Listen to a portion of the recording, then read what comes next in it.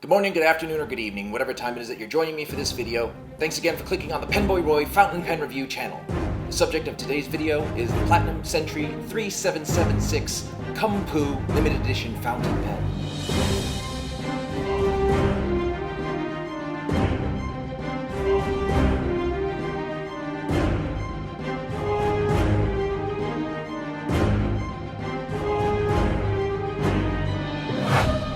The brand was started in the year 1919. It was started by a dude named Shunichi Nakata. He apparently set up in a building whose sign was as big as the building itself. Now, the history of the brand is pretty bland, with the exception of some noteworthy dates. For example, in the year 1957, they released a pen called the Honest 60. This was a cartridge-filling fountain pen. Then, in the year 1958, they apparently climbed Mount Everest with the pen. Why? Well, as per the Platinum website, and I quote, "The Honest 60 conquested the Mountain Everest, and it proved ink did not leak also in the high ground." I am almost certain that it's really cold up there, and typically, things that are frozen solid don't typically leak. You know what else freezes up there? People. Someone needs to search all the bodies left on the mountain trails. I guarantee you, there's going to be at least a couple of dozen Japanese dead dudes with platinum pens in their pockets. In the year 1967, we have this. Platinum, and I quote again, launched the new fountain pen with platinum nib, body and cap, silver with rhodium coating, which was the first fountain pen in the world. End quotes. Once again, I could be wrong, but I'm pretty sure that this wasn't the first fountain pen in the world. But then again, what the hell do I know? Moving forward to the year 2011, the brand launched the slip and seal cap in the platinum pens. This apparently seals the pen so that the pen will not dry out for up to 2 years. Now, just to clarify, I'm going to quote the Platinum website once again. The ink was prevented from drying out due to the evaporation for up to 24 months, comparing to the existing models at that time, while a big difference in dryness of the ink in the first 4 months was confirmed. What? Did they strand a dude with the pen in the middle of the Mojave Desert for 2 years? The poor dude would have most likely drank all the ink out of the pen before he went and lost his mind. Can you imagine the look of confusion on their faces when they found the dude? You got a Japanese pen dude standing there with a confused look on his face, holding an empty pen in his hand, and a dude's boxers with ink stains all over the crotch in the other hand. Now, this year, Platinum released this pen, the Platinum Century 3776 Kumpoo. Now, in Japanese, the word Campu represents the balmy breeze as it blows through the greenery of Mount Fuji. In English, it just sounds like a cordial invitation to come and drop a stink pickle. This pen is a limited edition of 2,500 pens, the second of the Shunkai series, and as per Platinum's press release, it was designed to attract and target women in their early 30s with its jewel-like engraving, as well as its pretty color. I like it. So all you single dudes out there, you'll either get 30-year-old young women flocking to you, or random people walking up to you dropping logs. Either way, you got yourself a pretty good hell of a pen. That's all I have for the background information. Moving on to the neutral zone. Those elements about the pen that are neither good or bad, or can be good or bad, depending on you. This is a 14 karat gold fine nib made in-house by Platinum. It's plated in rhodium.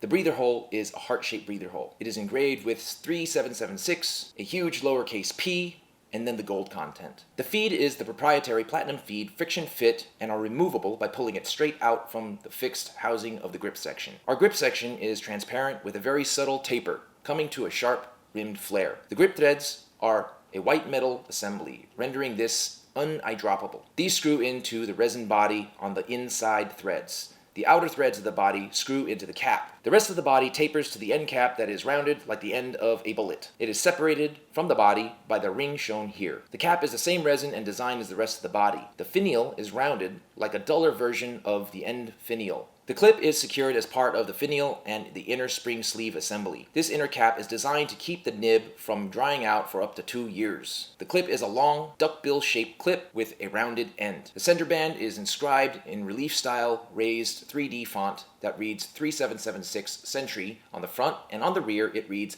Platinum, made in Japan. The pen as a whole is a cigar-shaped pen with a swirling, breezy pattern that is injection molded into the resin. The pen came inside this glossy cardboard box in turquoise color. Inside of it is the standard pretend leather clamshell case that is all white. Inside you have your info card inside of a plastic sleeve. You also have a cartridge, as well as your warranty card and user manual. That's all I have for the neutral zone. Moving on to the good. Those elements about the pen that are good. For those of you who already have a Platinum 3776, you know the drill. This pen right out of the box will write like a boss. The nib is tuned and adjusted to perfection. It will be on the drier side with a good amount of tooth and feedback. It is, however, done so perfectly. After all, we're talking about a company that is so dedicated, they sent a guy up Mount Everest with the pen to see if it will leak. I wonder if they sent a guy down a volcano to see if it would melt. They probably did, and the pen probably melted, and so did the dude, so they probably decided not to tell anyone. But in terms of writing, it's flawless. No skipping, no baby's bottom, no drying, no railroads, no hard starts, no misaligned tines, nothing. It's just perfect, especially for dudes like me who love tooth and feedback when writing. Next I have the Aurora 88 Minerale Green with an extra fine 18K nib. I certainly love how this pen writes. It does have some tooth to it while writing on the page, but it does seem to have a softer, smoother feel than the Platinum. This pen also has an in-house made proprietary nib and feed, this time only made by the Italians and not the Japanese. This pen shares a different, yet also highly anal retentive attention to detail in the quality of the nib's tuning and adjusting. If you've watched me before, you've met my pearlized emerald custom Edison Menlo. It sports an 18 karat gold extra fine Yovo nib. It's a thicker line than the Platinum and the Aurora. Edison does not make their nibs in-house. This nib is from Germany, but is very well tuned and adjusted to meet the standards and character of an Edison pen as per the artistry of Brian Gray. Next, we have a steel nib on the D-like, which I do like, even though it's a Kaweco ripoff that I'm pretty sure that they don't like. It has a bent nib as well as a slightly longer body. This enables the use of full-size international converter, unlike the Kaweco, which unlike the D-like only uses international short cartridges and special converters. And honestly, I don't like being limited like that, whereas in the case of the D-like, which I do like, I'm not limited like I am with the Kaweco. Lastly, a 14 karat gold medium nib by Namiki on a Nippon Art pen. When it comes to the three big Japanese pen companies, I'd for sure say that Pilot/Namiki are the buttery smoothest of the three, with Sailor a distant second and Platinum a close to second third. This nib is super smooth and slippery on the paper. Not my favorite, but for those who love super smooth, and I'm talking rubbing suntan oil on a bikini model, these nibs are a safe bet. It is also important to point out the consistency of the tolerances and the build quality of the pens in this series, as well as the regular series.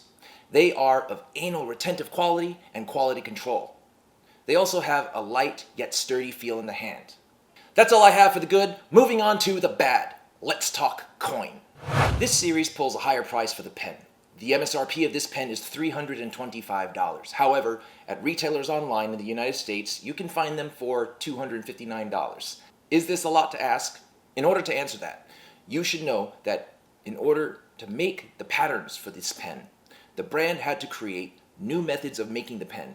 I'm sure this means making new molds for which to inject the resin into. This would result in an additional cost, thereby resulting in the need to increase the price to offset the cost. It's also a limited edition. Now, there may not be a need to increase that price by virtue of it being a limited edition, but it does happen as we've seen in the past. So knowing that, do those elements matter to you? If not, it's a lot to ask. If you appreciate those elements, then it's not a lot to ask. That's all I have for the bad. Moving on to the ugly. Those elements about the pen that should not be, but are. Nothing. The only thing I can think of is in the name. However, this is in no way a deterrent or a reason to let it affect your decision in buying the pen. Sure, it's a weird name, but it's not nearly as bad as Namiki's reputation. Anyone remember the Maki-e pen they released? It runs between $3,000 and $4,000. Yeah, it's a pen with a bunch of chickens on it. And what did they decide to call it? That's right, they decided to call it the Fighting Cocks. It's high noon. Decision making time. Should you or should you not pull the trigger on the Platinum Century 3776 Kumpoo Fountain Pen? As I questioned before, does the process of how a pen came to be matter to you? Does the limited editions pull at your heartstrings? Additionally, do you love the color and the design? If the answer is no, then I would say not to pull the trigger on this particular Platinum 3776. However, I would have to say, definitely pull the trigger on the regular series of Platinum 3776 fountain pens, if you don't already have one. This pen and the regular series are excellent pens and for sure should not be missed. If the answer to the aforementioned questions are yes, then to you, I say pull the trigger on this pen. As I said before, you will have yourself one hell of a pen. That was my review on the Platinum Century 3776 Kumpoo. I want to once again say a huge thanks to Kieran, Sal, Tom, and Dawn for the support in getting me this pen at a significant discount for an honest, fair, and unbiased review. Most importantly, I have to say to you guys watching, thank you for the immense support. Check out the script below for info on the PenBoyRoy Fountain Pen Review channel discount code to Goldspot Pens, as well as information on how to follow me on Facebook and Instagram. Love you guys. Be well, be safe.